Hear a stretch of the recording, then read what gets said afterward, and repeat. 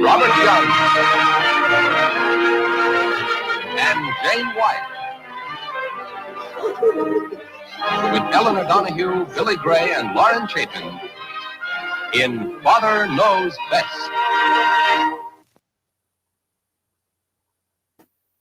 All right. What is going on, everybody? Welcome to another episode of Family Finance Friday with DJ the Money Coach. And this show is brought to you by the DJ the Money Coach team and the 7 Spheres of Money system. And before we go to tonight's beach, like, share, and subscribe and help us spread the message, the good news of the Pom Pom lifestyle, which is plenty of money and peace of mind. And we invite you to come join us on the beaches of the World Club, not just every Friday night, but each and every day of the week, 24/7, 365. And tonight's beach is where you find that foundation of fatherhood, family, and finances, which is connected to those videos that you saw at the opening there of those classic shows. You might be wondering why we chose those. Stay tuned, and DJ will tell you all about it as we discuss fatherhood, family, and finances. But first, TGIF. Thank God it's Friday. Happy Friday to everyone. Hope everyone's doing well. DJ, how you feeling on this Friday? Man, Nick, I'm excited. Couldn't be better. Like I say, any day above ground with your health is an amazing day. And it is actually rolling down to our 4th year anniversary month. We have 4 days left in our anniversary month. So it couldn't be better. And I just thought to myself, man, what are we missing in America today? What are we missing in the world today? We have, as a community, as a society, as a country, and as a world, we have abdicated our roles as fathers. And so I said, you know what? Let's go back into the time machine and bring up some institutions, because, most people in my age group in their, 5th decade on this planet, they were raised directly or indirectly by those 2 shows. So I remember when I was conflicted because I was about to get married. 1999, I was preparing myself through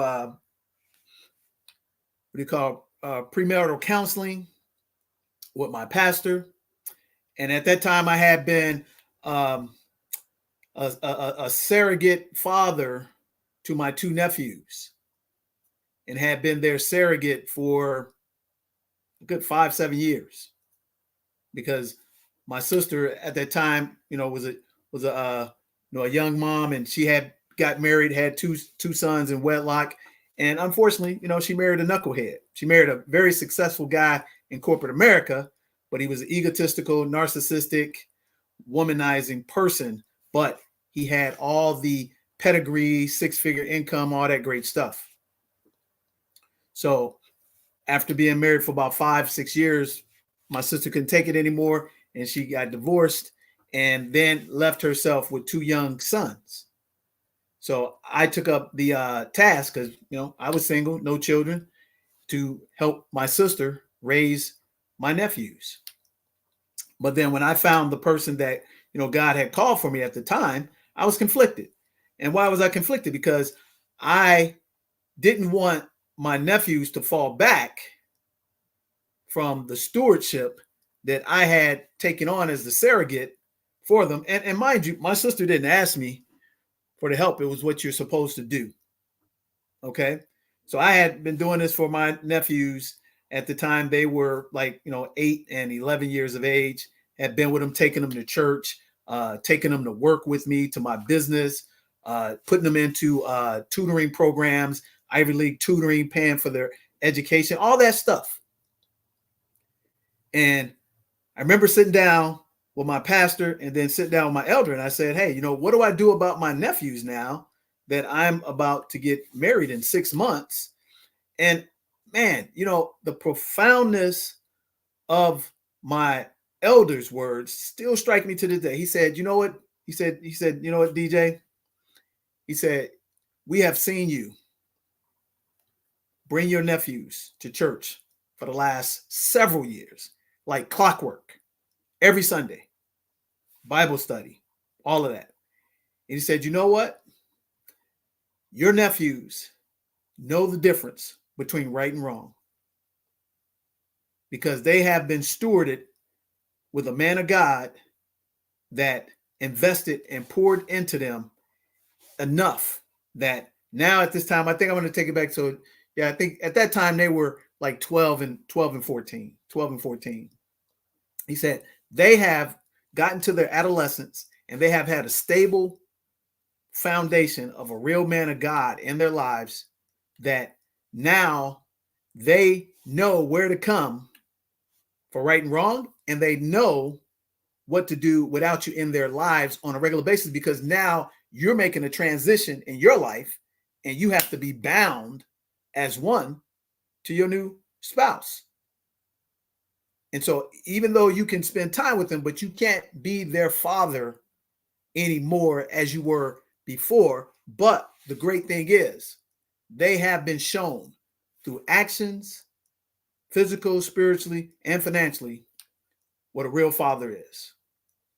And if they decide to take the wrong pathway, you have nothing to be guilty about. You have nothing to be shamed about, because in this day and age, children who are of great mental capacity and have been brought up in the right environment at the ages they are, they know the difference between right and wrong. And they know how to not go down the wrong pathway. So because I was conflicted. But then when I look back to my situation, and my mom was married 3 times, divorced my namesake when I think I was about in the 3rd grade.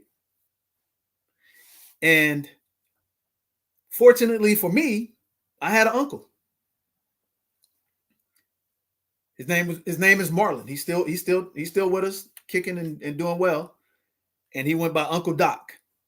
Now, he was the youngest of the siblings in the family, in the father's family. And he was just like me at the time I was with my nephews. He was single, and he was a stud.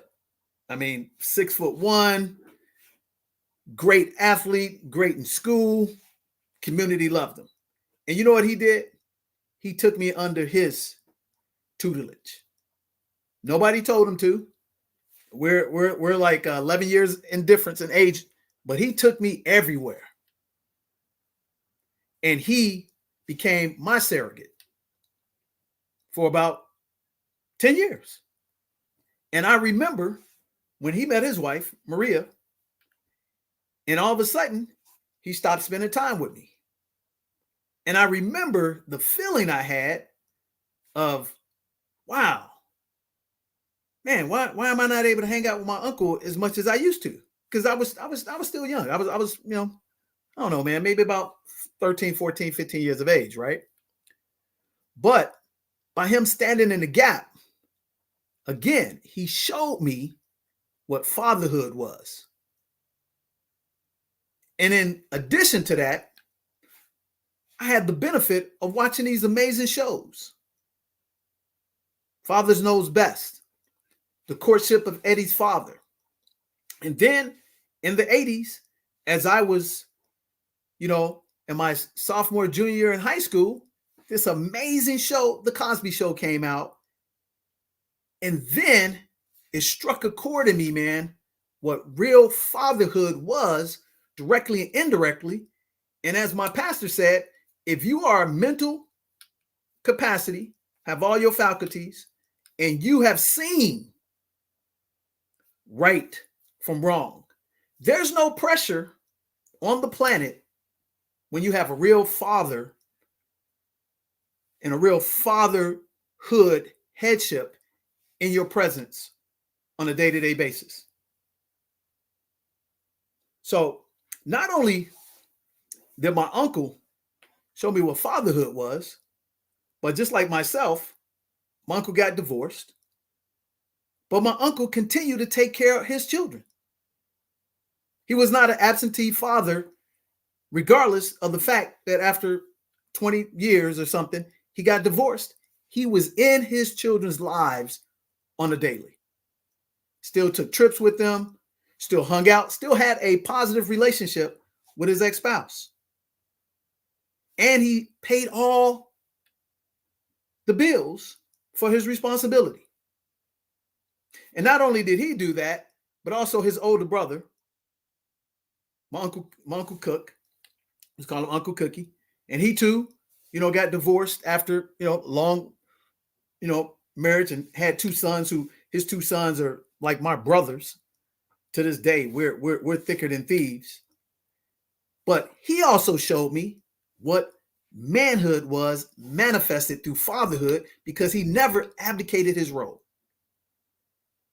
He would take his sons when he had them on trips. We would go do manly things. We would go to the woods, go camping. We would go fishing. We would go horseback riding. And here's the great thing about it. He did not have to include me, Nick. But you know what he did? He said, you know what? Your dad's no longer here. It's our responsibility to step in the gap for you. And so between my Uncle Cook, who was older and more strict than my Uncle Doc, he taught me discipline. And every time I was with him, I wanted to hang out with my cousins. I didn't necessarily want to be under his tutelage because he was strict as hell. Military type strict, because he was in the military. He was a Marine. He didn't suffer fools. You slipped up, you had ass whooping coming.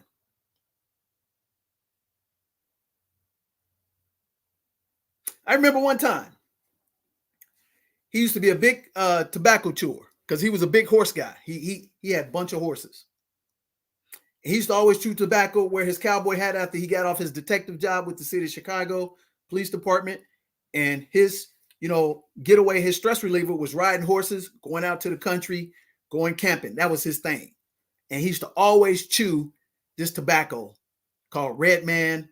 And we would always be like, man, we want to chew tobacco. So check this out. Again, man, no excuses, no abdication of role. Why fatherhood, family, and finances are so important. We just kept saying, man, we want to chew some tobacco. I'm 2 years older than his oldest son, Rob, and I'm 6 years older than his second and only son. He only had two sons, Jay, call him Big JB. So at the time, I'm 12, Rob's 10, and JB's like about, 4 or 5, something like that, right? So he said, all right, y'all been harping and harping. You want to chew tobacco. You want to be a man. He said, I'm going to tell you what. We're going to get some tobacco, because at that time they had to play tobacco, which was gum, was called Big something. It was bubble gum that you can go in and put in and chew it. So you think you chewing tobacco. But he said, no. Y'all keep talking about this chewing tobacco. So we're in the backyard. He pulls out the big red sack. He said, I'm going to give you some tobacco. He said, guess what? I'm going to tell you two things. Don't you swallow it, and don't you spit it out your mouth. Because you want to learn how to be a man, you're going to be a man. We like, oh man, no problem. Get in, grab a big hunk, put that bad boy in there. We both put that bad boy in there. We sitting around.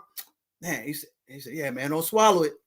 You can't spit it out until, man, dude, made the mistake. Swallow some of that tobacco juice. You know that tilt-a-whirl that goes super fast. Man, head spinning like nobody's business. But the fear of God from my Uncle Cook refused to let me spit that crap out. He said, you're going to sit up there. You want to be a man, you're going to be a man. Dude, we sitting up there. I fell out.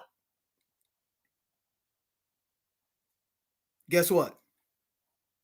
Never had a desire to smoke cigarettes, chew tobacco ever again in my life.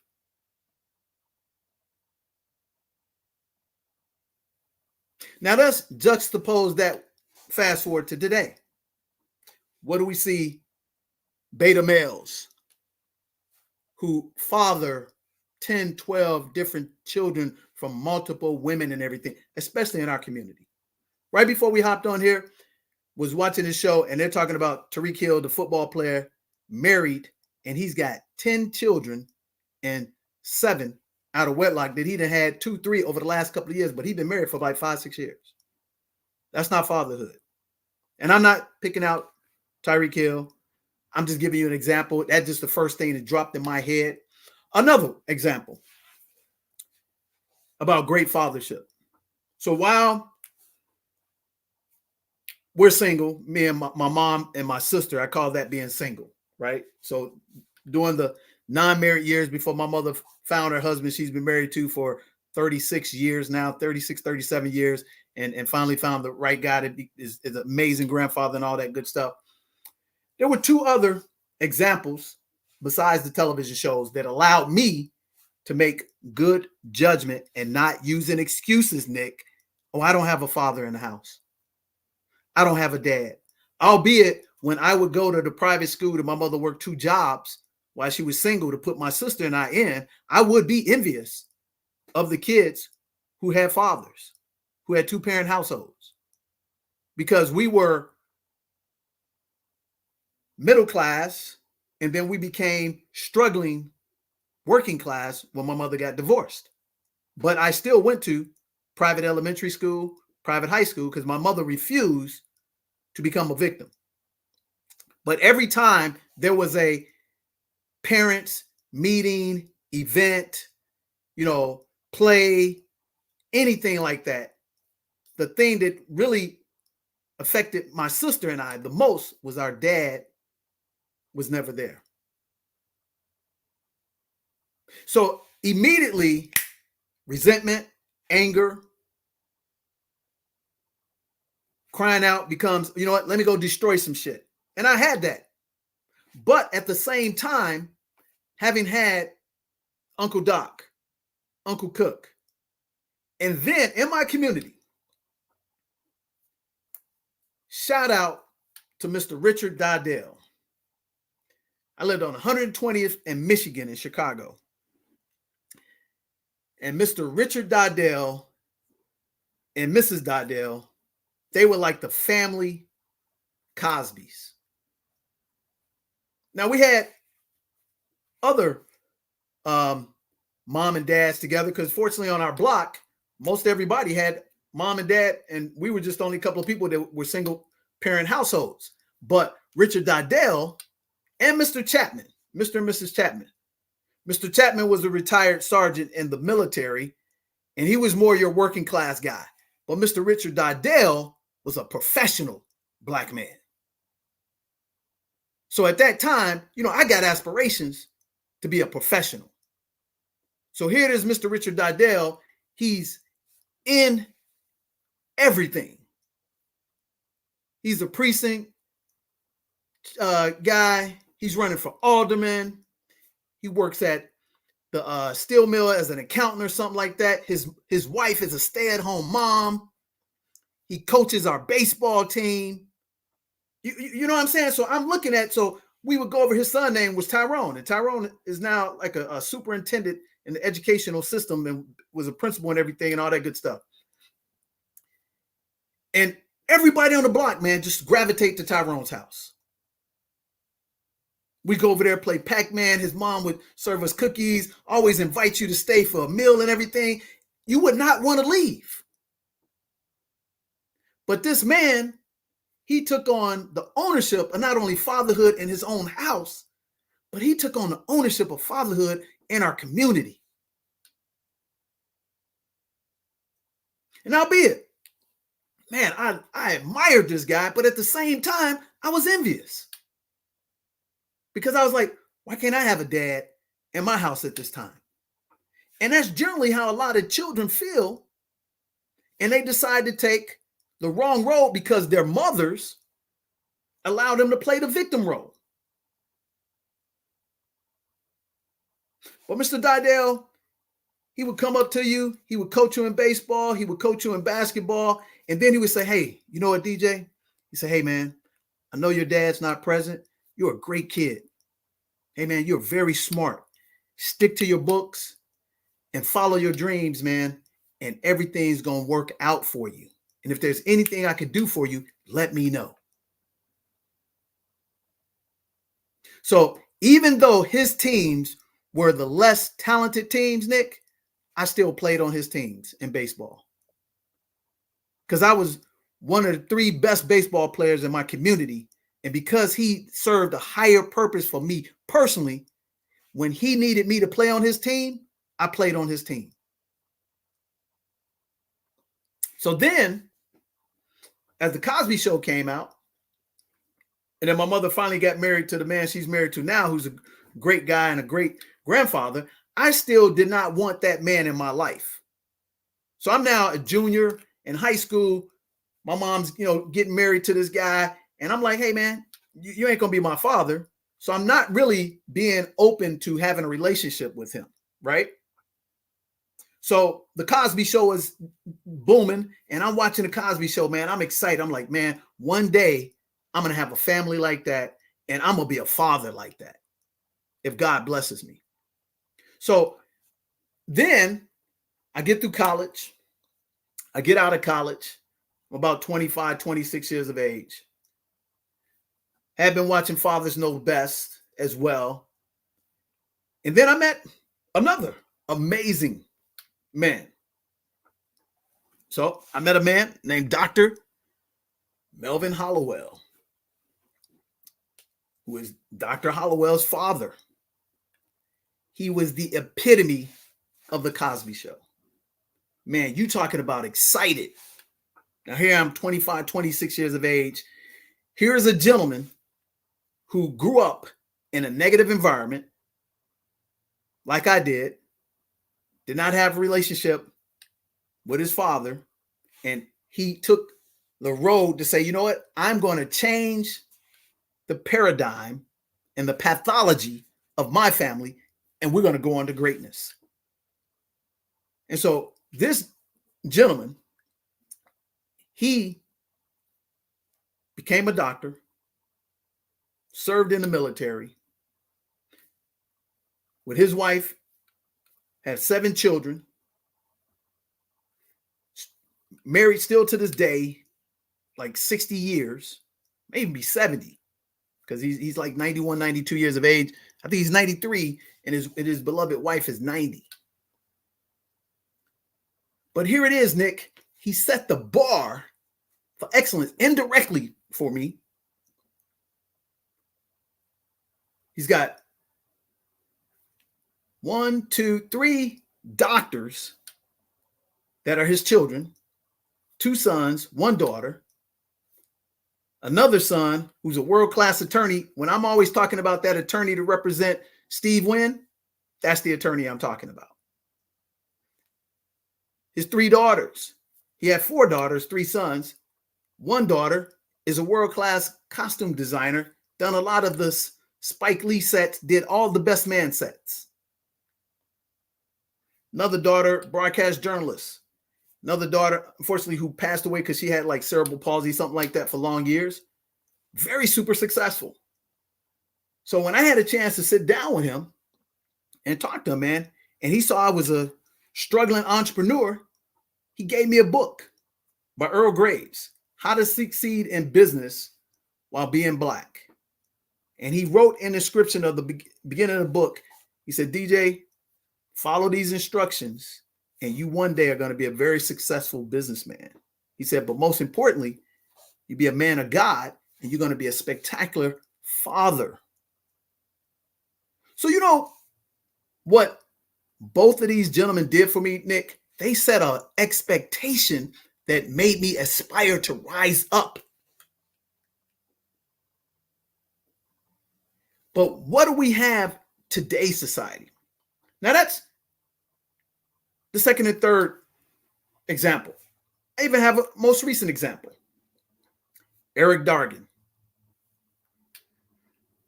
So Eric Dargan, amazing man of God.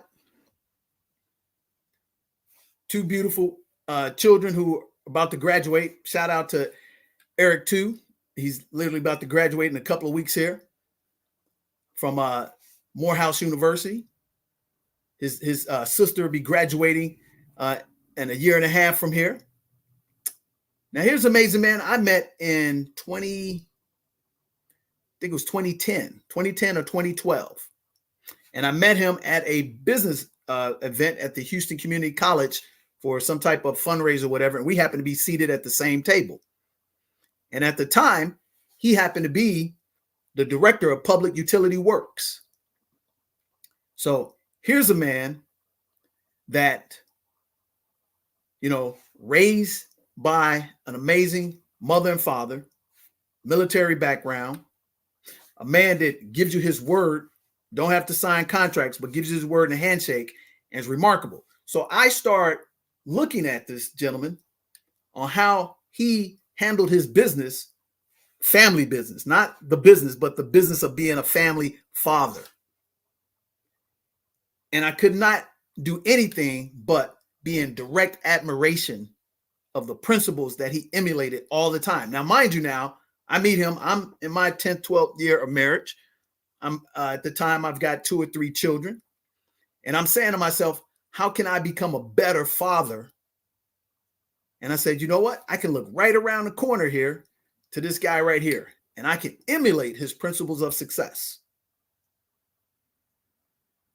So in 2012, unfortunately, his lifetime sweetheart that he married once he came out of college, she got diagnosed. Actually, in 2011, she got diagnosed with like a 4th stage.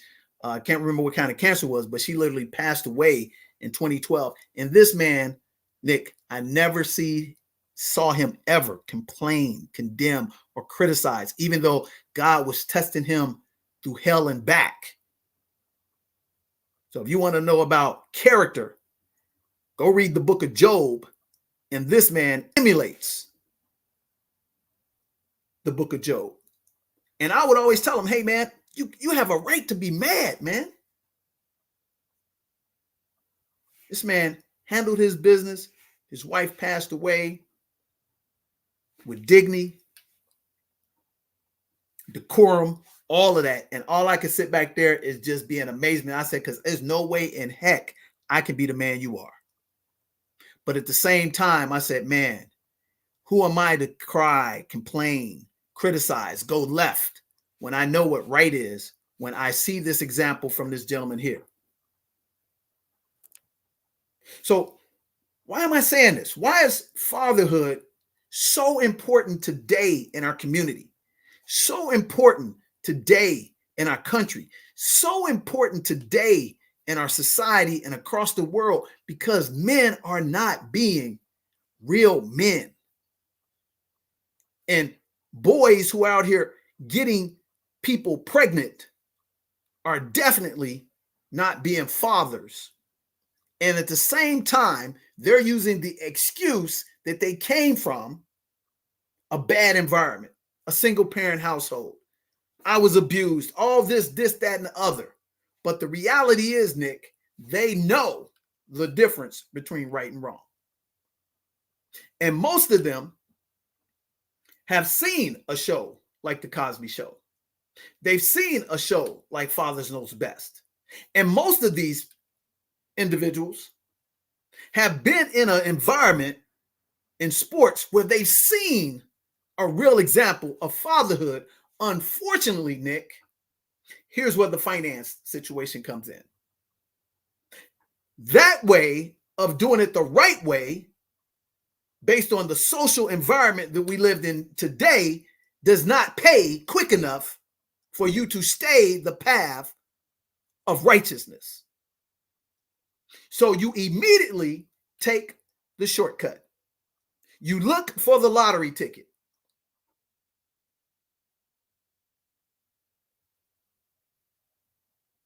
And then, which in the past, on Fathers Knows Best, on The Cosby Show, great thing about those two shows, they always had a message about making a mistake and being held accountable and making up for that and doing the right thing. And all that was based on that name on the back of the jersey. That Ephesians 5 father, man. When Ephesians 5 says, just to summarize, ladies and gentlemen, Christ loved the church like man should love his wife and be accountable for all those. Thus, manifest into the completeness of what God brought us together as man and woman to be bonded together. Proverbs 31, verse 18, woman. So when a woman sees a real man who can become a real fatherhood headship under umbrella, which husband comes from the word husbandai, which means under the protection of God. Now that woman can be in submission, not subservient. Sub meaning order. Sub meaning under, mission meaning order. Everybody's in a submissive role in some capacity in their lives. So then when you did something that was bad, especially as it pertains to getting money, you were reprimanded, you were shamed, you were called out because you didn't want your family to have a bad name in the community. So now, what does that look like in 2024 with young men, young women who are devoid of real headship of fatherhood? That looks like, hey man, I make all this money. You don't tell me what the effing to do. But see what a real man does, it says, guess what, son? Your money has no currency with me because here's the reality. You're on a fast track to two scenarios. Jail or the grave or hell in the afterlife. And you can't buy me. So when we look at these scenarios, we have to say, what does fatherhood look like? If you haven't been taught the right way, how to raise a family, and let's say you're making money the right way. You're a blue-collar worker, bus driver, electrician, carpenter, you got a college education, but you didn't have a fatherhood headship in your life, and you don't know how to handle money. So let me give you the prerequisites of finances. Why is that important? Because here's the thing that my Uncle Doc, my Uncle Cook never showed me. Although they took care of their business, they didn't show me how to manage or to make money. So in today's world, we need to give ourselves the prerequisites of how to be a financial, responsible father. So now I want to talk to anyone who's 18 to 80.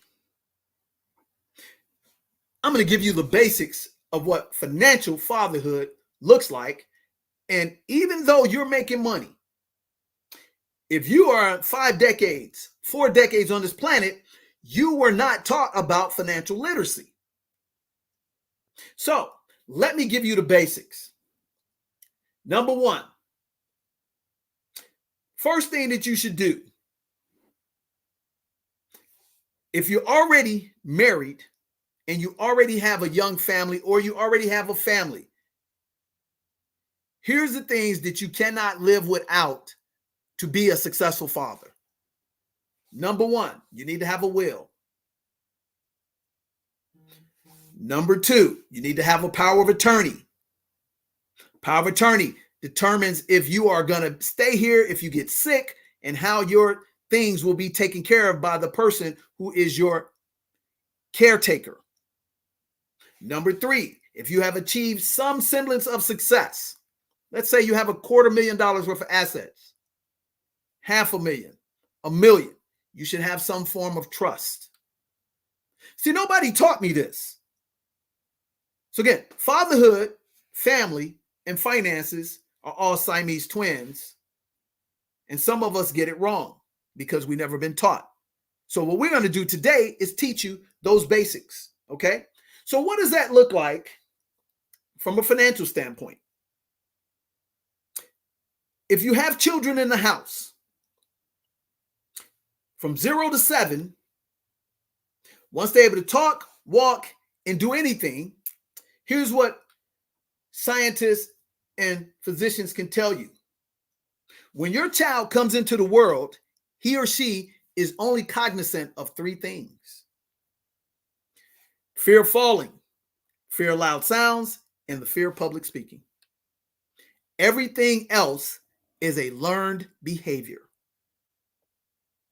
Now, I'm not saying they don't come in the world with extraordinary talent. I'm talking about their behavior. So as it pertains to money, when your child begins to speak very well, active, 3-4 years of age, what you should start doing with fanatic discipline is start to incorporate real life financial education.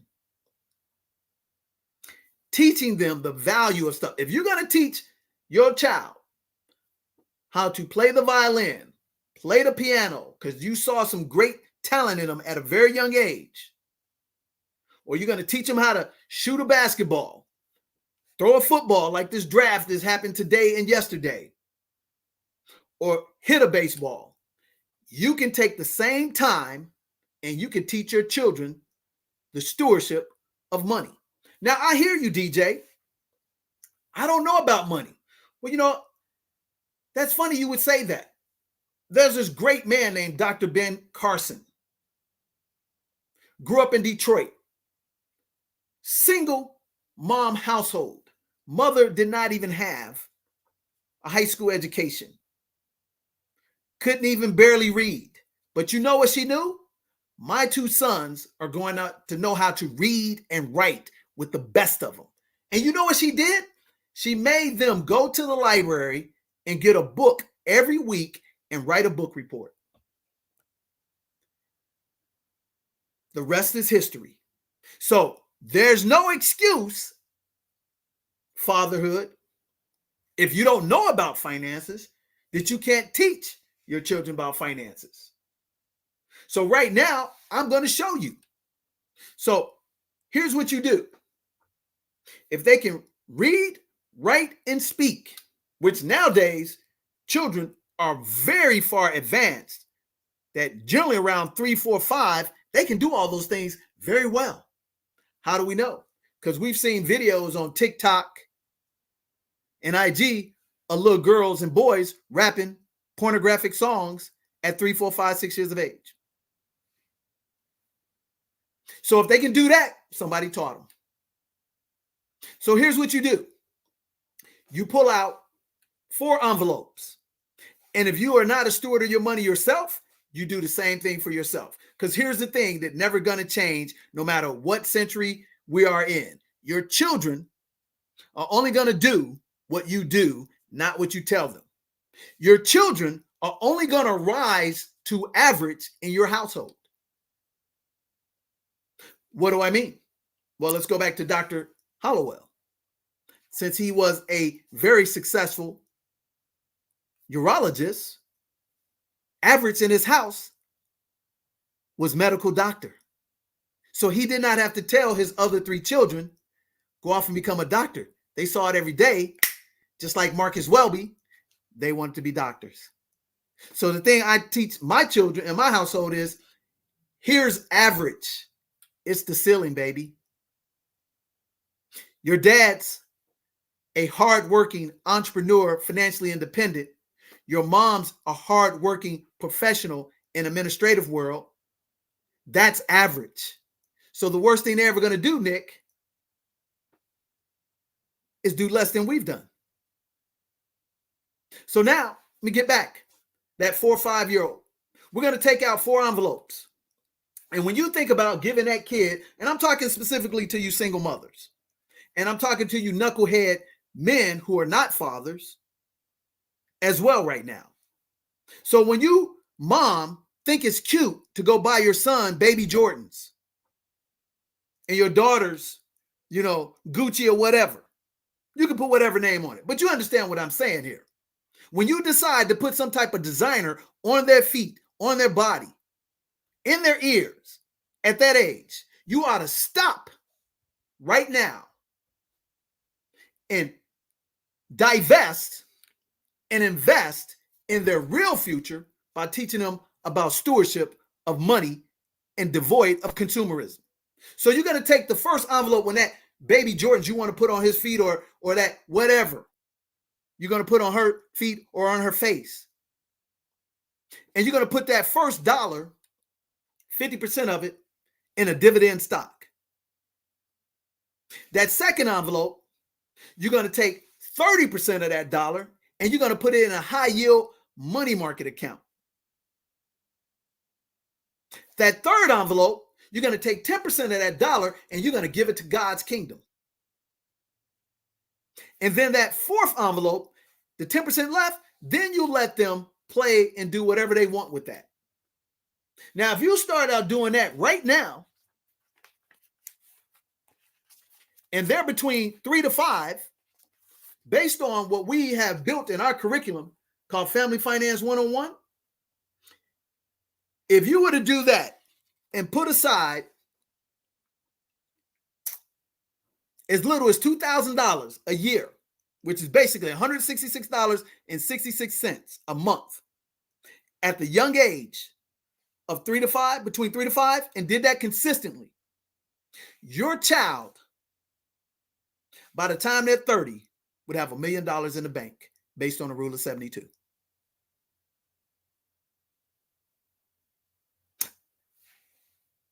So now you're going to take those 4 envelopes, incorporate that into a habit. And then we're going to show you what are some vehicles to incorporate in on the savings investing side if you don't know.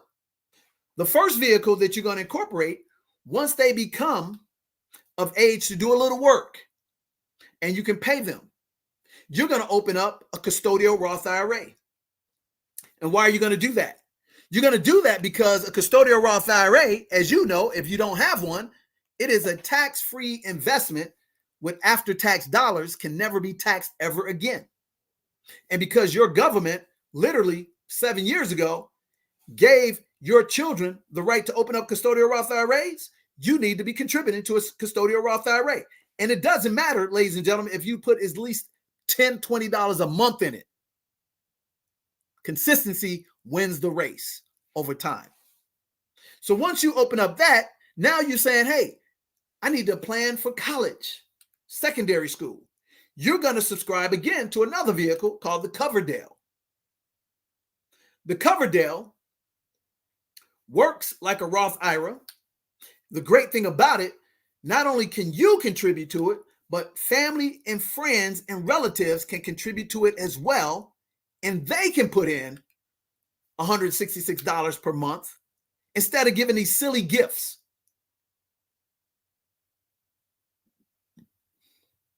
Or you can go the 529 route, which they now aggressively try to get it close as well to the Roth IRA. They actually just made a new change to it that made it even better, that it can actually now be converted into a retirement plan functionality.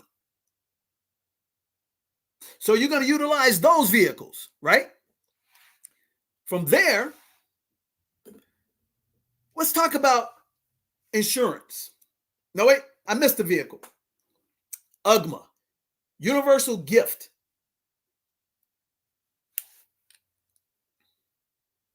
So UGMA is where you can give your children money to put in to investments Only difference with this and a custodial Roth is two things. One, they have to work and earn the money to put in the custodial Roth. And two, the UGMA is taxed. So up until 7 years ago, I would fully fund UGMA accounts for my 4 children. But when the custodial Roth IRA came out and my child can get money from me, a minimum earnings, $600 a year, and you can fund the custodial Roth. But if not, set up an UGMA. Okay? So these are the financial foundations of fatherhood, family, and finances. Now, with that said, rule number 3. Let's talk about life insurance. If you're a young father, and what I mean by young, 18 to 35, the first insurance policy you should have is called a return on premium term policy. What is a return on premium? A return on premium is literally what it says. It's a term insurance, which is temporary. You can fund it for 10, 20, 30 years. And at the end of maturation, meaning so today, if you opened up a return on premium policy on April 26, 2024, and it had a 20-year term, in 2044, you would get all of the premium back if you're still with us. That's amazing. So let's say you had $50 a month premium on a $500,000 policy, which is well within ordinary. Because I actually have one for $30 a month that I began almost 30 years ago that I'm going to be cashing out in about 18 months. Meaning I'm going to be here and I'm going to get the premium back. So $50 a month is $6,000 a year. In 2044, you're going to have 6,000. No, let me take that back. That's wrong. That's 600. 600. I hear you out there. My math is wrong. I added one too many zeros. So that's $600 a year times 20. So if I'm not mistaken, that would be, how much is that? That's 600 times 20. I think that's $12,000. Let's just do the math on that real quick. Yep, $12,000. So in 2044, unbeknownst to you, you've forgotten about this and you get a check for $12,000. Okay? So now you got your return of premium. You got that set up, temporary insurance. Then if you're not under the guidelines to get return on premium, you get regular term insurance, pure protection. Now as you begin to develop some assets, because you're now making $75,000 to $125,000 a year, you're going to get some form of permanent insurance.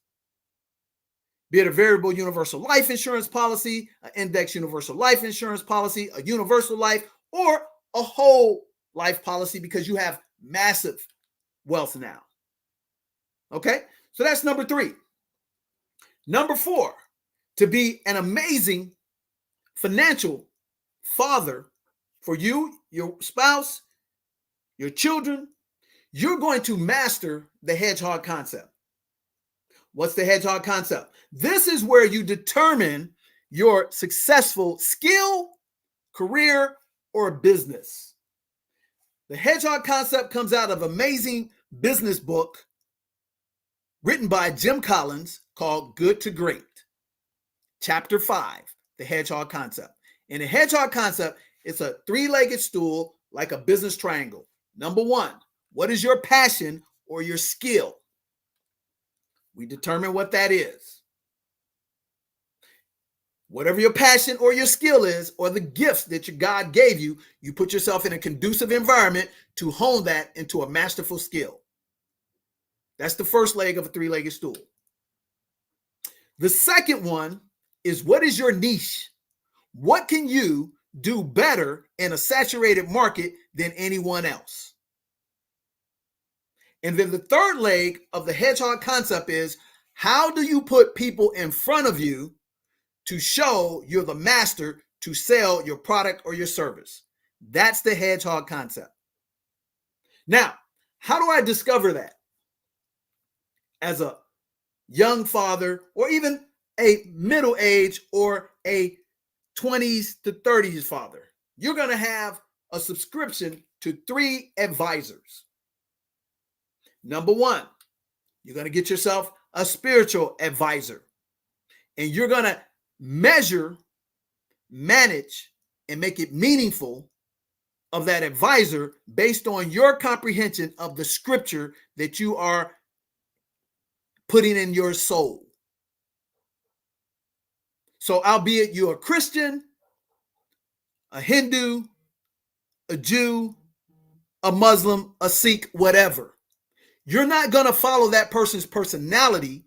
You're going to emulate the principles of the book that they study that's universal to that spiritual essence. So it could be the Bible, the Torah, the Quran, the scripts. Do you understand where I'm coming from? So you're going to first find that person, which I was fortunate to do. Again, coming from a broken home, I sought for that truth. That truth was fortunate for me to come through Dr. Donald Rackett, Roland Craig, Gus Tucker. The second advisor is a leadership advisor, someone who is just a leader, not a natural born leader, but a made leader. And again, you're going to emulate, not duplicate their personality, but emulate the principles of success. Now here, I'll give you 2 that you can aspire to check out for your own. Dr. John C. Maxwell. Look him up. Dr. Miles Monroe. Look him up. So if you don't have somebody physically that you can attach to right now, go follow these amazing leaders. And then third, as it pertains to your career or your business as an entrepreneur, you have to find a successful businessman or businesswoman, if it's a woman watching this, okay? So now that you've incorporated those, found out what your hedgehog concept is, got your 3 advisors, now, what do you do for your children? The first thing you do for your children is you incorporate their dream with a plan and with a goal. So your job as their father is to immediately discern their gifts and immediately put them in a conducive environment for success. And immediately, all the time, don't allow yourself to say, I'm going to give my child quality time over quantity time. Because here's the important thing about real fatherhood: to lead families and be financially independent. You have to be present to give them the present.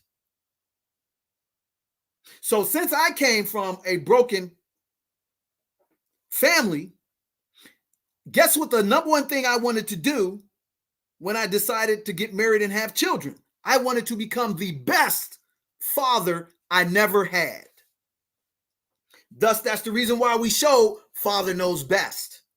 That's the reason why we showed The Cosby Show, because in the encapsulation of The Cosby Show, in that spot that you saw, he showed you from husband, wife, children, extended family, grandchildren, and cousins who needed a headship.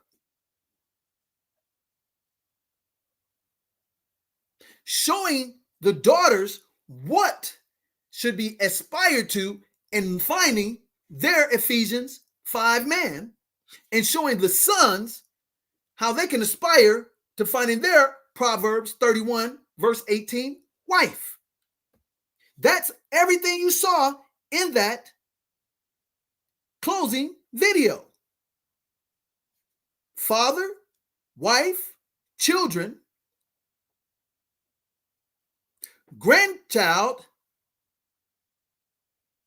extended family with the cousin, who is Erica Anderson, Alexander, who was taken under the headship because she didn't have headship. You see what I'm saying? So it takes a village to raise a family, but it takes a man to have the fatherhood principles, which require investment, sacrifice, unselfishness. So now you want to put an inordinate amount of quantity in your children's lives. What does that look like? That means you take them to school. You pick them up from school. You don't put them in day prison. You don't let somebody else, for your convenience, raise your children with their morals, their ethics, and their principles. That means that if they're interested in soccer, basketball, bowling, football, baseball, swimming, tennis, you are there. And it doesn't matter if they have an opportunity to be a professional. That is not even on the radar. It's not even on the table.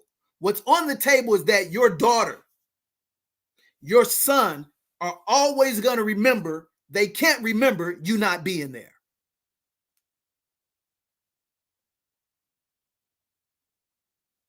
And if you do that, especially for your daughters, and you show your daughters what a real man is, it's going to be hard pressed for your daughters to sit out here on these streets and become OnlyFans.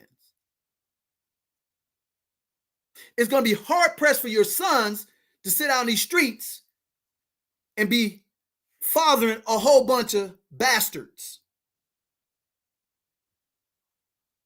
And guess what? There's no excuse, because I didn't come from a two-parent household for the majority of my adolescence and teenage years. I came from a broken home. And you know what? I found the men to emulate, and I took it on myself to become the best dad. I actually have a shirt that says Super Dad. I couldn't find it. I was going to put that on for this, but that is my job. So now that you've done that, here's the thing that you don't want to do. You're not your daughter or your son's friend. There's another problem in our community. We're so busy now trying to make sure they don't have anything that they don't like. We're trying to friend them instead of stewardship.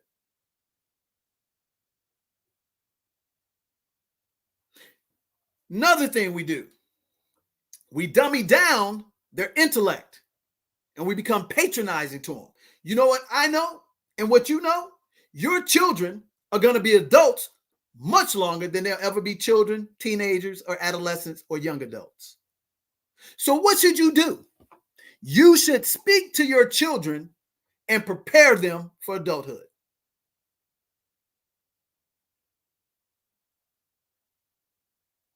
I never spoke down to my children, because I remember when I was a quote unquote very intelligent young man and had an opportunity to make a double in private school, and my mother held me back because she didn't want me to be in the same grade as my sister.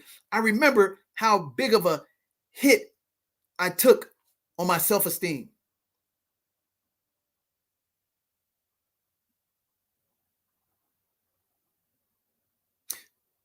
So with that, I've always talked up to my children.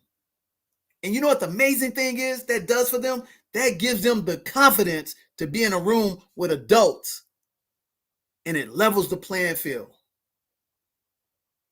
especially as it pertains to school and business. Another thing, don't hold your child back academically, and don't over socialize your child. Another tip for great fatherhood. None of my children received a cell phone until they were 14 years of age. Why is that? Because guess what? It ain't nothing on social media that my children need to be concerned about. And the phone is a tool for communication from me, mom, siblings, and grandparents only. And since I pay the bill, I tell them what is going to be done with that phone. So in today's world, we have predators that can get to your children through these vehicles. And I'm not going to be concerned about your opinions of me as it pertains to raising my children. Nor should you be concerned about the opinions of others as it pertains to raising your children. Now, if you happen to be in a situation where you need to give your child a phone earlier, you need to put all the restrictions on it because, again, you're not their friend and you don't care about what other people think or their peers because you have raised them to have positive self-esteem and confidence by uplifting them through their gifts, their education, and their rules to stay on the right path. Now, nobody's perfect. Our children are going to make an abundance of mistakes, but at least they have guardrails and they know the difference between right and wrong. So now, another thing that you want to do as a father, you want to put your children into competitive sports because you need to show your children that a meritocracy still is most important in this world. Yes, we do have nepotism, favoritism, and all that good stuff. But at the end of the day, this doesn't matter for anyone. If you are in an environment and you are the most skilled, the most productive, you will always be compensated for your worth. And the sooner you put your children into a competitive environment that's based on a meritocracy, the sooner you're going to put your child on the pathway to independence.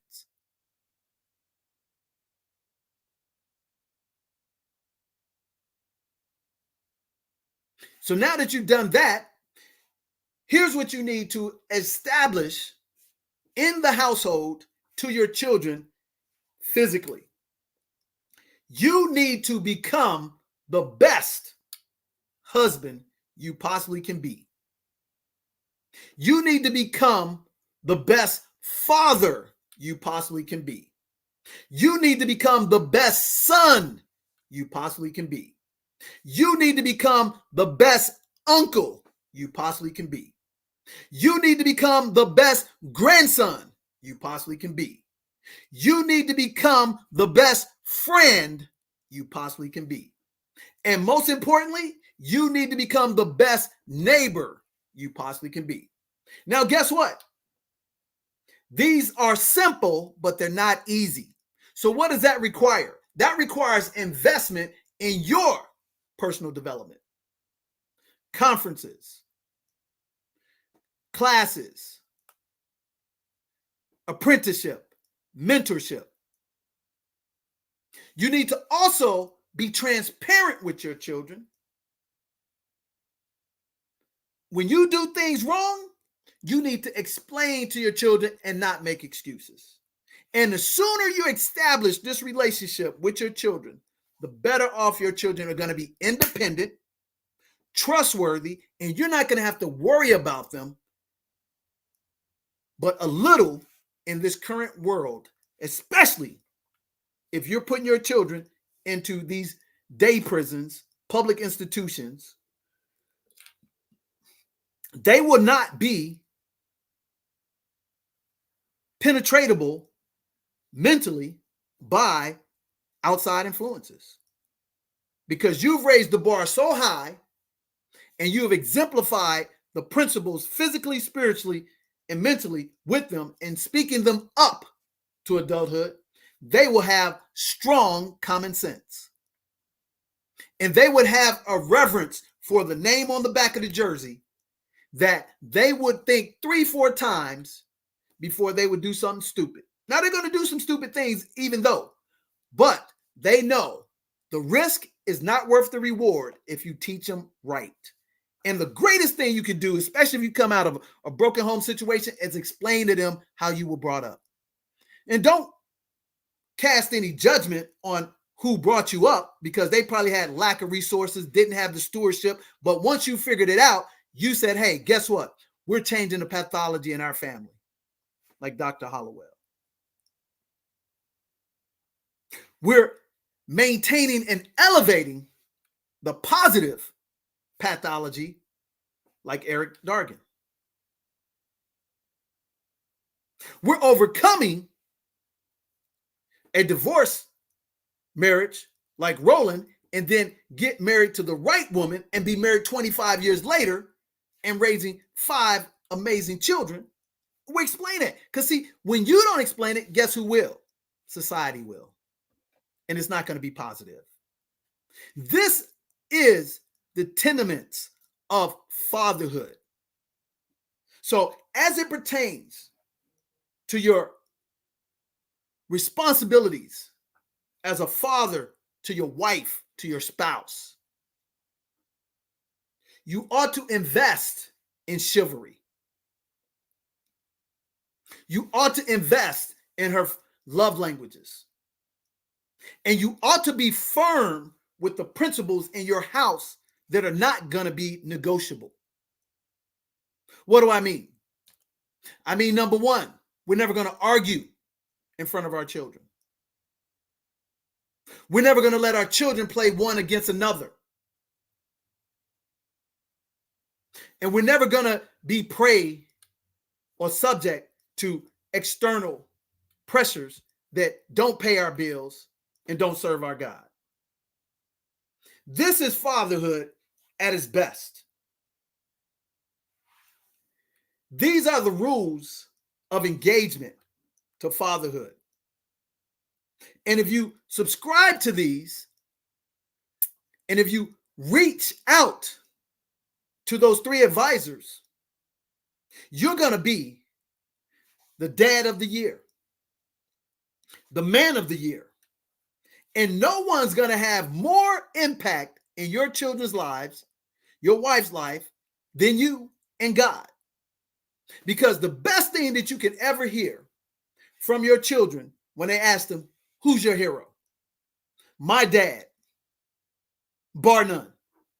Let me give you an example of that. And we're going to take a break because I've been on the road. Because this is so important that we are losing in America and we're victimizing and we're not being accountable, that we're abdicating our role. So we live now in a celebrity culture, more so than ever before. And it always reminds me of what Malcolm X said. You'll find no community that puts any value on celebrities and entertainers other than ours. But the unfortunate thing is now that's akin to all communities. So let me give you an example.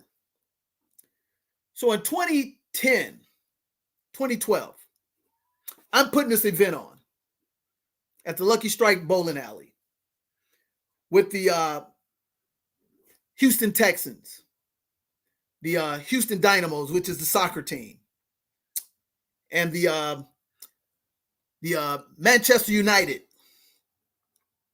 and a couple other professionals, big names and everything. So I have my oldest son. He's in there. We're doing these video games. And the 2 biggest stars that everybody know in the city, they just all running up to him, everything. And a guy walks up and my son, says hello and that's it. Doesn't ask him for anything. And the guy, his name is Brian at the time, Brian Ching. And he reached out, he said, hey, DJ, why your son don't want my autograph? Why is he not, all up in it? It wasn't like he wanted him to, but he was just surprised he wasn't. You understand? I said, well, why don't you ask my son? And so he said, don't you know who I am? My son said, nope. No, sir. Matter of fact, he said, no, sir. And he said, I addressed you, Mr. Chin, because my father has taught me to say hello, firm handshake, look a person in the eye with respect, and you will get respect. So my children have been taught that celebrity has no value in our house. We respect their accomplishments, but other than that, we have no desire of their influence whatsoever. Did you hear that? And you're responsible because of that. And if you understand this, and let me talk about real quickly about discipline, dignity, and respect. You want your child to be the best that he or she can be? Again, why don't you start teaching them how to address adults respectfully? Yes, sir. No, sir. Yes, ma'am. No, ma'am. Coach Stevens, Coach Westbrooks, Coach DJ. It never ceases to amaze me when I hear these teenagers, young adults, and young kids addressing adults by their first name. And you know why they do that? Because you do it. And you know what never ceases to amaze me is when they address you by the first name. I've never called my mother in 5 decades on the planet by her first name, maybe but once or twice that I can even remember. It's mom. It's grandma. But it never ceased to amaze me how that disrespect immediately manifests because you are the example of it. The best thing that a person can say to you about your children is that your children are so kind, so respectful, so dignified, and unselfish. I always tell my children, that's all I want to hear. As it pertains to celebrity, you can debunk that dad, fatherhood, husband I, by not glorifying the physical attributes of these individuals. What do I mean? Oh, they got some beautiful hair. Oh, they're so cute. Oh, they're so mannish. Oh, they so this. You're showing them that physical attributes are reign supreme, but character means nothing. If you lead them the right way and never emphasize that, you will be surprised how selfless, confident, and most importantly, unaware they are to social norms that really have no value. We purposely never complimented our children about their physical attributes. We always raised them up. You're smart. You're hardworking. You're kind. You're considerate. You're helpful. You represent us well. Now, by the way, you graduate, you look amazing in that outfit. My daughters, wow, don't you look like an amazing princess and all that smarts, kindness, hard work. And on today of your recital, you look like the future queen. And we're honored to be your parents. And this might be hard for you to do. But you know what? If you are serious about having a lineage for generations to come and people talking about your name for the right reasons, you'll make those investments and become a real father. And you will stop using victimhood and you will stop allowing social media to determine what a man and a woman is. And you'll really start getting hungry for real fatherhood, real manhood, and then you will attract to yourself that amazing woman that wants to be under your headship, regardless if she makes more money than you. Because, see, God built her to want to respect you and to follow you, but she can't follow a sucker. She can't follow a beta. She wants a real man, but they're few and far between. But right now, you can start today. And I mean, if you're in your 50s and you ain't been a real man, you can start today. Better yet, if you're in your teens, you can start today as well. And this ain't meant to be popular because we have no desire to be popular or famous. We have a desire to be righteous and to multiply and provide value to the community, to the society, and so that we can look back and make it a better place. And to be a father, you got to be super kind, super disciplined, and super educated,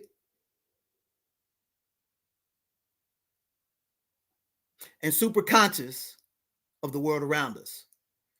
So we're going to take this quick break, and then we're going to come back and wrap it up, because fatherhood is the only thing that matters in this world if you want the world to be the best it can be.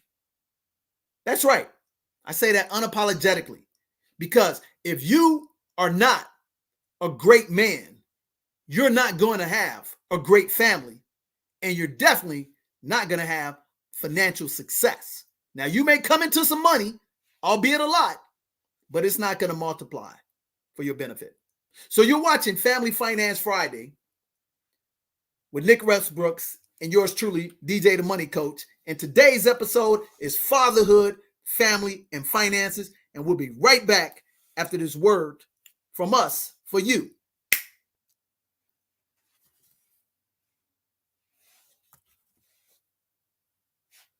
Chase is committed. Advancing Black Pathways is committed, and I'm committed to helping the Black community, get those necessary resources. So again, congratulations on your two-year anniversary. Congratulations to all the work that you've been doing in the communities, and we're looking forward to partnering with you to help close this racial wealth gap. We just had our first session with DJ, the Money Coach, and it was a very informative session in which I am glad that we are participating in. It gives us an opportunity to be good stewards of our resources, the monies in which we have been working our lives for, in a sense. So I was quite enthused about how we can retrieve money back that we had paid in on a mortgage. And the process to get them solved as quickly as possible. So step number one, you got to figure out what's taking your time, right? A lot of people come to me with all of these issues, but you don't really know. You're like, oh, I kind of need a system. I feel like I'm overwhelmed, but you don't really know what's really taking up your time. I really suggest this is personally what I do on a regular basis. I look at what I did for the day and what should I not have been doing, right? You can easily write this out in a journal. What are the things that you got done during the day? And then you're going to look at that and you're going to audit yourself. What are these things that you shouldn't be doing? And what are these things that you should be doing? Something that maybe you should be doing is figuring out how you're going to get into Zanzibar with us in August, right? We want to wish you a pom-pom lifestyle. That's plenty of money and peace of mind. We want you to come join us on the beaches of the World Club.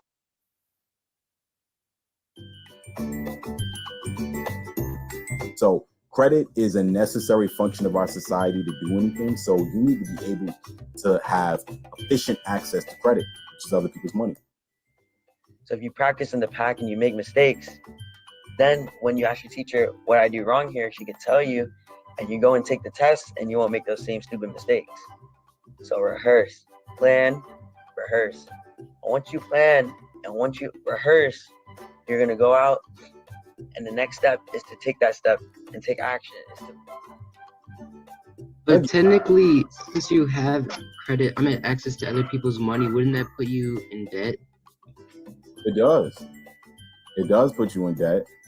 But there's a such thing as good debt and bad debt. So, and that was actually a great question. Hi, my name is Dana from the All Stars Money Program. The All Stars Money Program is a great program. It teaches you about things you wouldn't learn in school. Two of the things I learned is assets and investments. When I grew up, I wanted to be a business owner, and the program helped me understand the things I have to go through to have my business.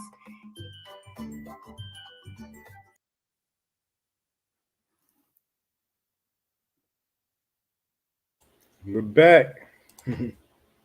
Man, couldn't have shown two better spots, because at the end of the day, ladies and gentlemen, it's about the children at the end of the day.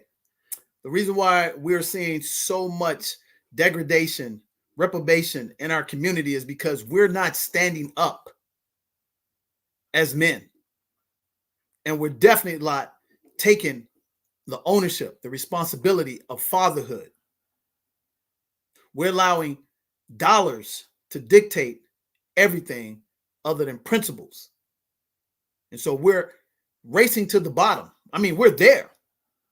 But the great thing about it, it can be reversed immediately. So let's talk about real quickly educating your children about finances.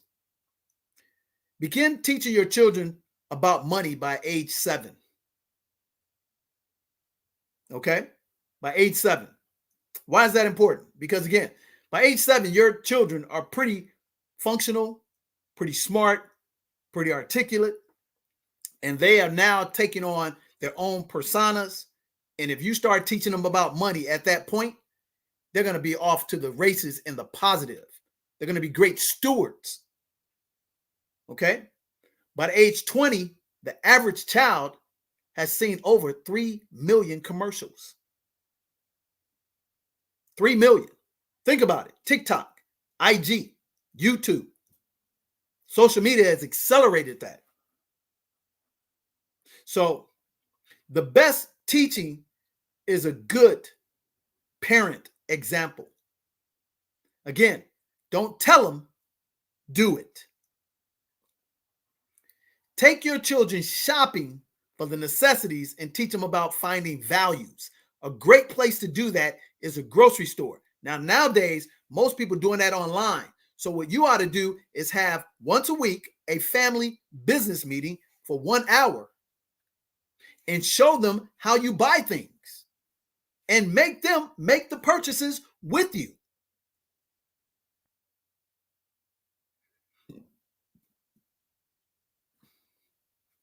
When you hold these meetings about finances, let them know the good and the bad. Show them some examples when you made bad financial decisions and what was the downside of it, and also show them how you overcame it to get better at it so they can understand that you're not an automatic teller machine. Don't allow your children to pressure you into making impulse purchases. It teaches them bad habits. Allow your children to make mistakes with their money and don't bail them out.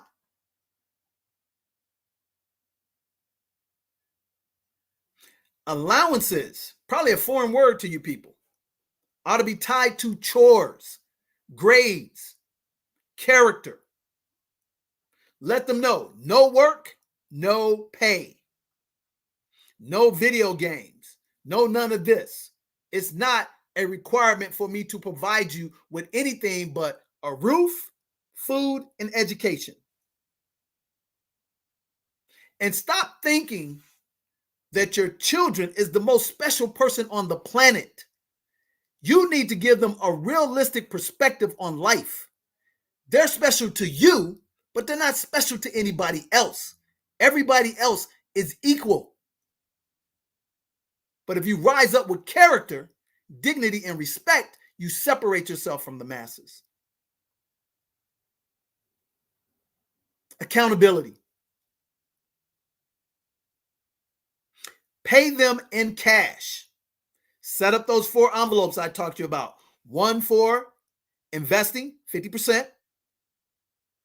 One for saving, 30%. One for giving, 10%. And one for spending, 10%. So that's 50%, 30%, which is 80, 10 for giving is 90, and 10% for the self. You'll find out just from that, when you're out and about, your children will become a lot more frugal with their money than they are with your money. And you would have set them on the pathway to producers and not consumers. When your child wants a major purchase, show them how to take that savings envelope and set it aside to take it out of that. Open your child a dividend account immediately by no less than age 7. A savings account by no less than age 10. And a checking account by age 12 or 13. And then a custodial Roth IRA by 14 at the latest. And when you start contributing, let me just show you. From age 13, ladies and gentlemen, to age 62, if you give a 13-year-old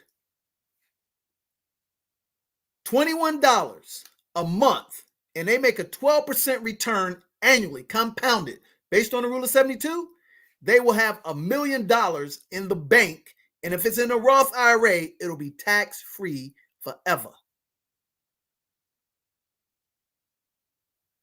So imagine the leg up you can give them versus giving them all this bull crap. Imagine that. Imagine the independence they will have at a much earlier age because you taught them true stewardship of money. And they saw you as an example in the good and the bad. And explain to them what things cost.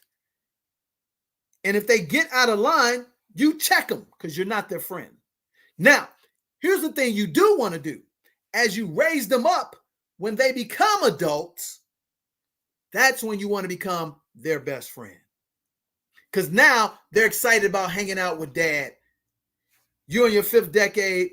They're in their 2nd or 3rd decade. They can't live without having you presently in their life, and you're not a bother to them. That's a great way to go about it. And expect your child to pay for all of their college, if not part of it. What do I mean? Even though have the resources, my oldest son graduating this year, full scholarship, full job, doing his taxes, and I was like, oh wow, made a solid 5 figures last year at 19 years of age. And I mean a solid. I ain't talking about 10 or 20 more. I ain't putting his business on the street. But here's the reality. My son has been seeing me be a father, dad, responsible ever since he can remember at age 6. Had him up on stage in front of 500, 600, 700 people reading a book about money. Forget about telling him. I took him everywhere. See, we preach what we practice. You see what I'm saying? Fruits on the tree. Came from a broken upbringing, but my children have no semblance or remnants of my past. They have my better version of me, which gives them a better version of themselves, and they're going to be 10 times better than I can ever imagine.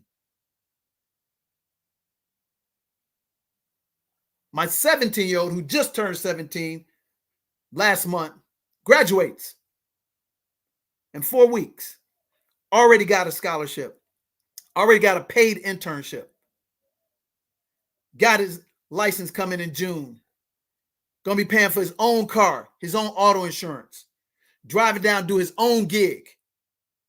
I'm not enabling him. Do you understand? See, because you affluent, successful, oh, let me give him all that stuff. What you're doing is you're actually putting him and her in a dependent relationship, codependency, and a excusable for all the things they do wrong relationship versus holding them higher level accountability. So now they will be very influenceable by their peers because they don't know about earning stuff. You see how that works? It's nothing wrong with occasionally giving them stuff, but guess what we do? Twice a year. We sit down with them at the beginning of the year. We talk about their dreams. We talk about their plans, and we talk about the goals for that calendar year. And then we set the bar. Number 1, character. I expect you to do A, B, C, and D from a character standpoint. School, I expect you to get the best grades, but most importantly, I expect you to learn a skill from the classes you're taking.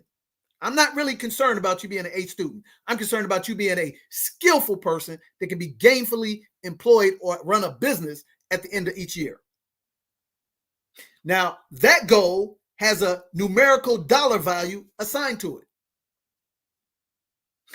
Don't get no trouble, character-wise, dollar assigned to it. What am I teaching them? Teaching them how to be adults. And then when it comes to Christmas and birthdays, we go check the tape. And when the tape lines up to what my goals are for them, they get paid. So we take money that they earned and we put it custodial Roth IRA, UGMA account, high yield money market account, checking account. Yes, my children have all of these. Oh, by the way, they have passports also. You have to show them the world. It's shocking to me that 2% of us only have passports. And I've been amazed at how many people who have invested in Zanzibar with us and don't even have a passport. So we take our children around the world.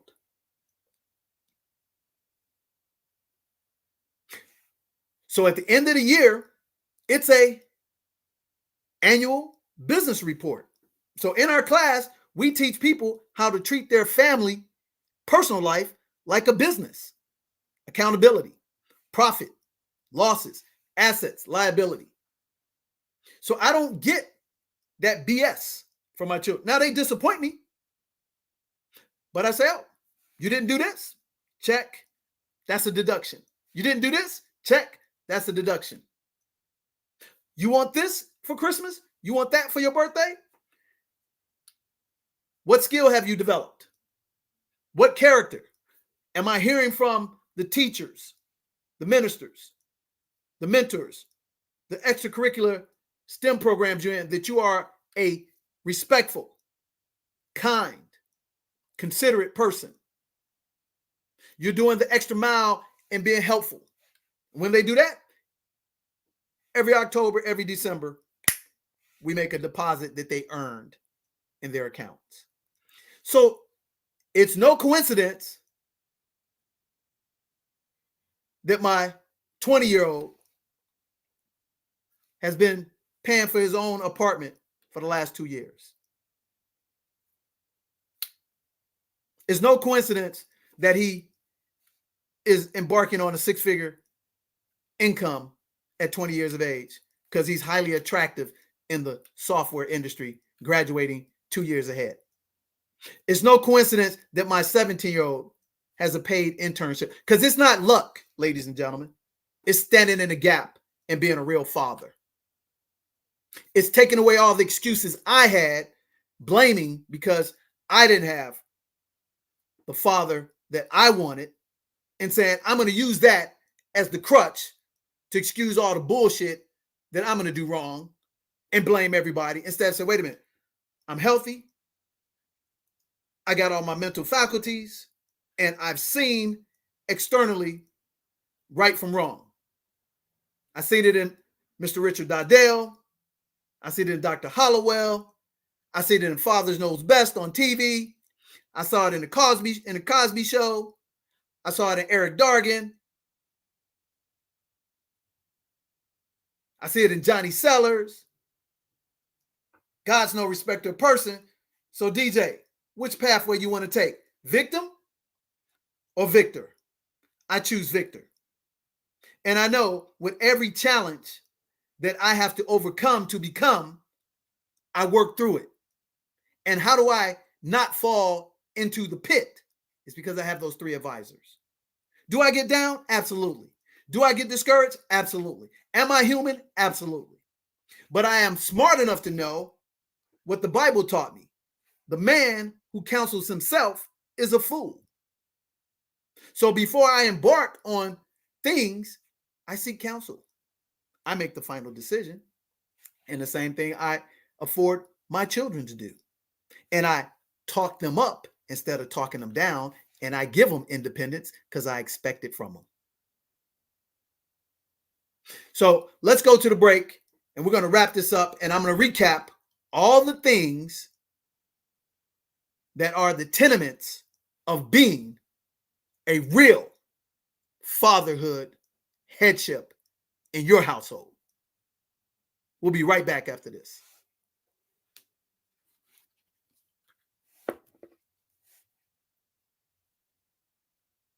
Some of the best things that I like about Zanzibar was being on the land, seeing the emerald water. Got to see the island, connect with the people, do exclusive luxury experiences that you'll only get on the island of Zanzibar. The beach, fresh food, the people.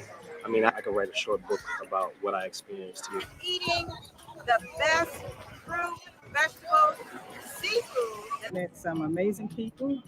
We had an amazing time.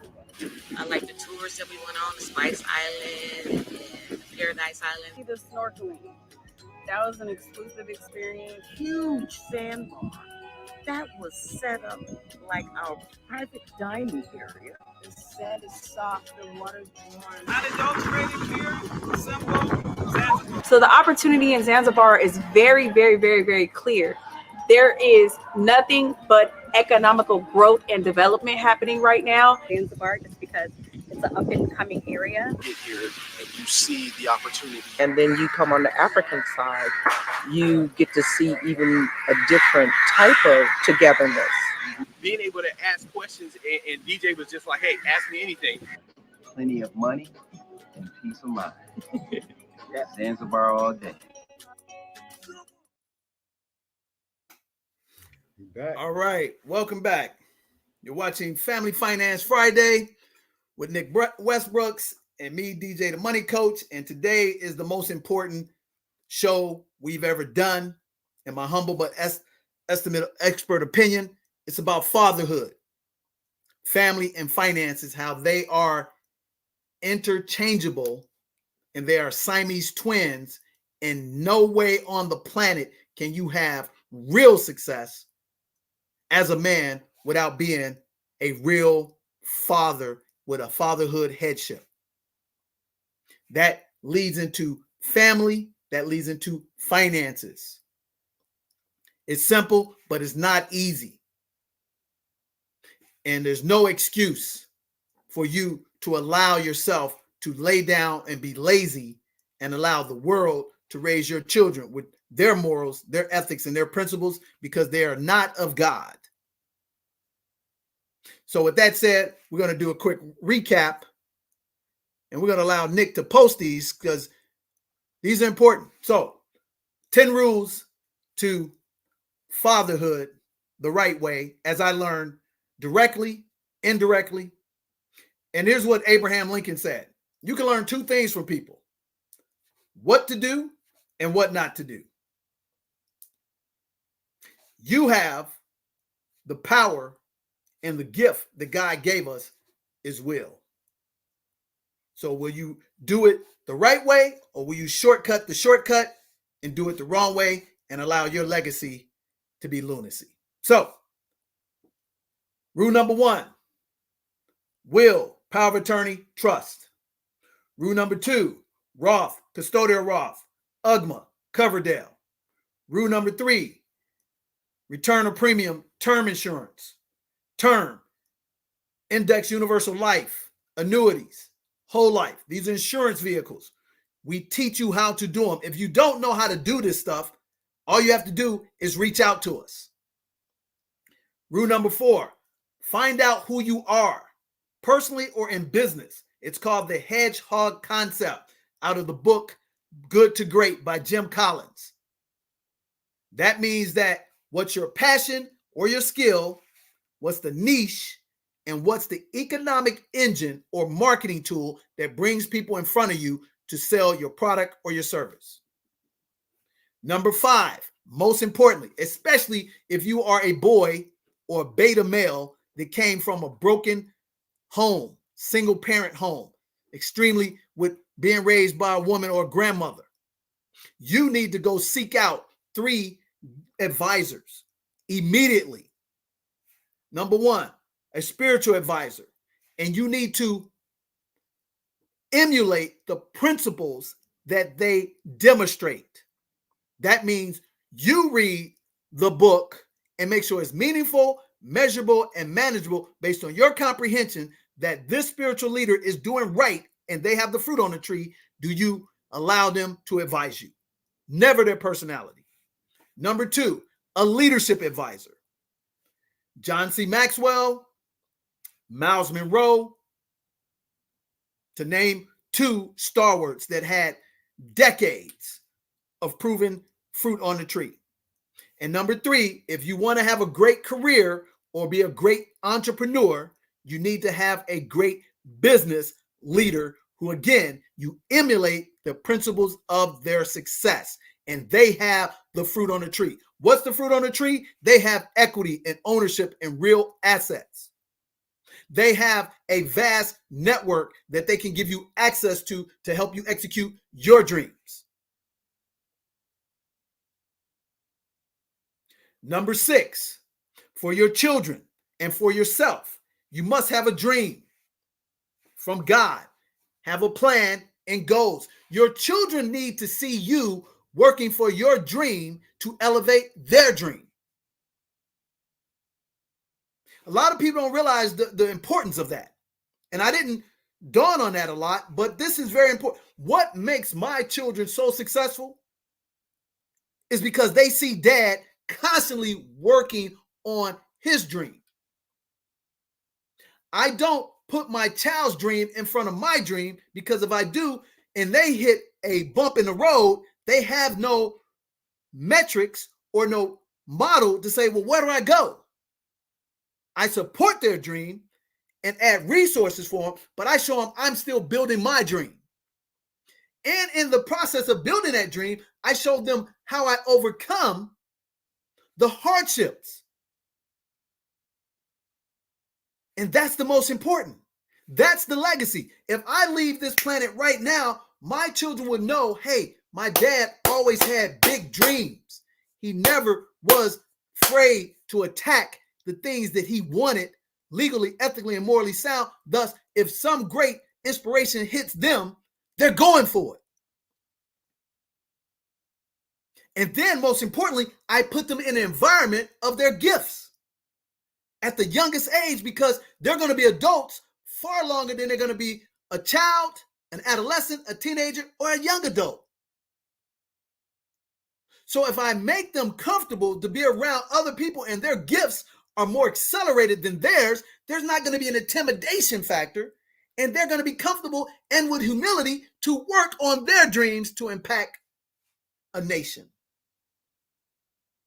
So we make sure that they have a 90-day goal, a 1-year goal, a 3-year, and a 5-year goal, and we check the boxes on what you should do. Graduation, required things to do. Graduating on time, required things to do. Getting scholarships, required things to do. What did that require? Scoring high on the SAT, the ACT, having high grade average in science, technology, engineering, and math, and entrepreneurship. So there's no happen chance, ladies and gentlemen. And if you came from a broken home and you're starting out, I don't care if you're 25, 35, you got $250,000 in debt, 525 credit score, and everybody have crapped on your whole life. You can change your pathology with your decision and your dream, your plan, your goal. Link up with an advisor. Number 7, quantity time over quality time. That means be present all the time in your children's lives, your wife's life. Master her, what am I looking for? Love language. However, be a man and don't let her manipulate you to do stuff that you shouldn't be doing.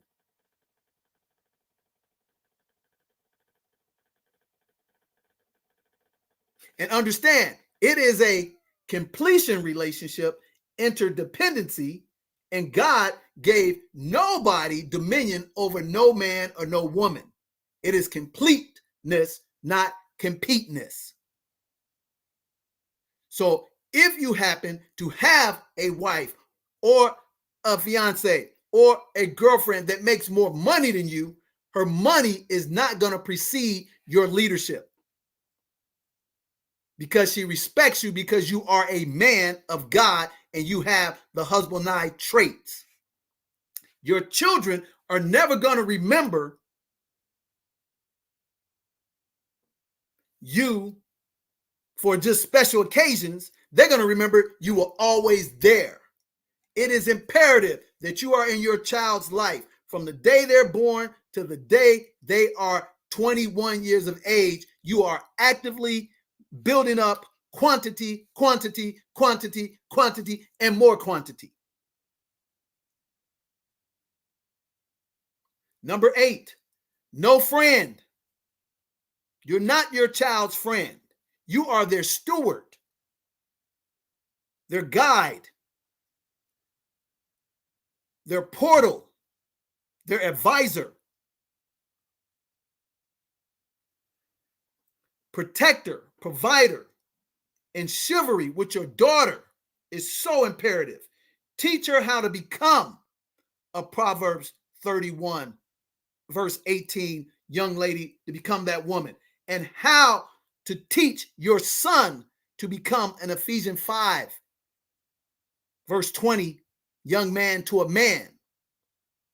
And they will automatically attract to them what they are. They will not be all gushy over celebrities, influencers, TikTokers. They'll know that's just entertainment, period. If you have young children, you don't need to give them cell phones at an early age. Only as a communicational device for you, mom, siblings, grandparents, to know where they are when they're not with you, and you need to be their protector and their provider. Number 9, engage in sports for competitive mindset. And let them know this is a world of meritocracy. Yes, there are people who have been benefactors of nepotism, favorism, all of those isms. But don't allow your child to allow that to be an excuse for them not to accomplish their dream. And let them know anything worth having, there has to be work.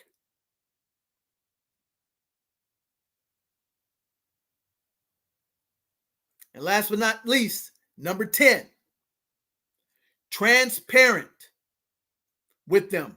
Raise them to become adults. Speak with them at their future levels and hold them accountable to the rules. Let them know that average in your house is excellence. How do you know? You exhibit and exemplify it. And even if you don't have it right now, when my mother was a single parent at a young age, first child at 16, me at 19, she did not use that as an excuse to be caught up in the projects. You know what she did? She put herself in nursing school. She's super intelligent, scholarship to Chicago School of Arts, all that stuff. And she made it through, became a nurse, went through her trials and tribulations, but never made excuses. So all my sister and I can see is a mother who was a go-getter. A mother who might have made a couple of mistakes because she was young, because she didn't have a father in her household. She stayed the course. And now the fruit is on the tree. She has successful children. And most importantly, she has successful, God-fearing grandchildren, which is her legacy. So occasionally, you can have a woman that may get lucky and fortunate to put a boy on the pathway to manhood, but it very rarely happens. A boy is required to be raised and mentored in apprenticeship by a man.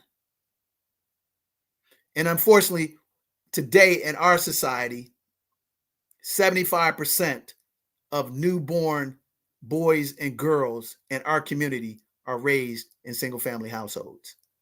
That appalls me. But here's the great thing. It took one to bring 12 together and disciple them. And those 12 brought billions. So if you're watching this and you're at the lowest point and you're a boy in a man's body and you got your health, you can make a positive decision to change your narrative and your pathology if you want to. Or you can do like everybody else and take the loser way out. I challenge you to stand up and be accounted for. And if you do need help, guess what? Reach out. But if you reach out, you better be real about it, because we don't suffer fools. Just like my Uncle Cook. He said, oh, you want to learn how to chew tobacco? All right. You're going to put it in your mouth. You better not swallow it, and you ain't spitting it out. And guess what? I learned my lesson, but I was ready to get right. So, you've been watching Family Finance Friday. Today's episode, Fatherhood, Family and Finances. And I would challenge you, you few people who are watching tonight, we are excited for you.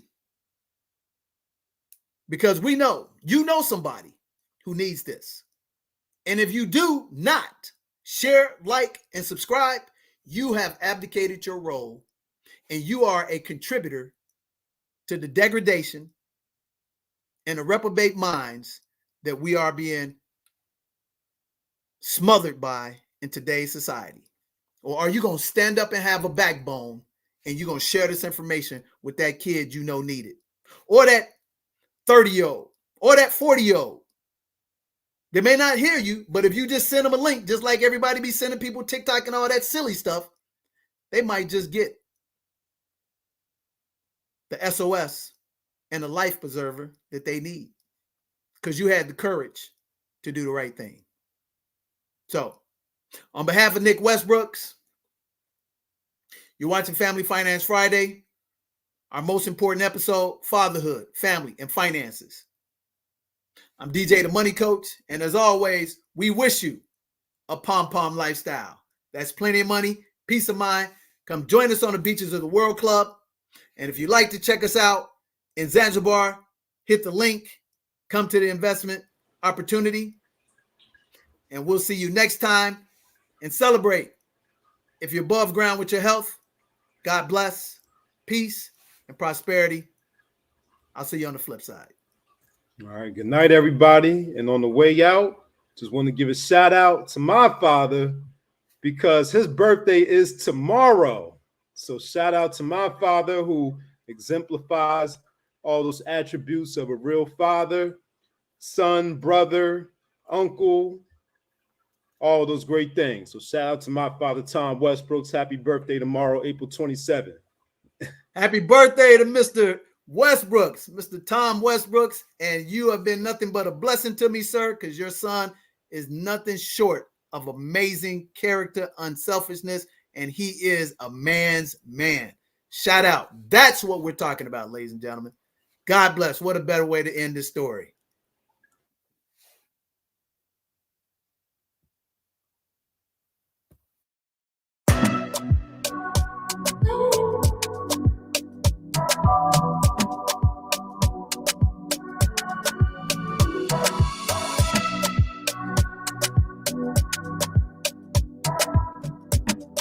It's official. We're in business, guys. All right.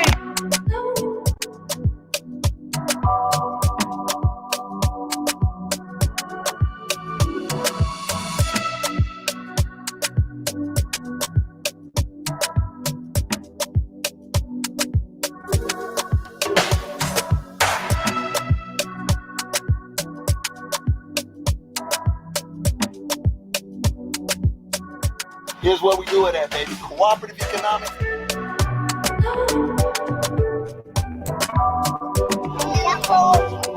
What's happening, everybody? This is DJ the Money Coach coming to you live January 17th, 2024. And history has already been recorded. That's right. We just opened up a 220-unit luxury residential resort in Zanzibar. We also are completing 4 luxury townhouses in Zanzibar. And we're also going to open up the Pom Pom Lifestyle Resort in Zanzibar. It's Africans for Africans, supported by Black Americans unapologetically. So what time is it? The Pom Pom Lifestyle Movement can't be stopped. Hit the link. Join us on the Beaches World in Zanzibar. Home is ours. Peace.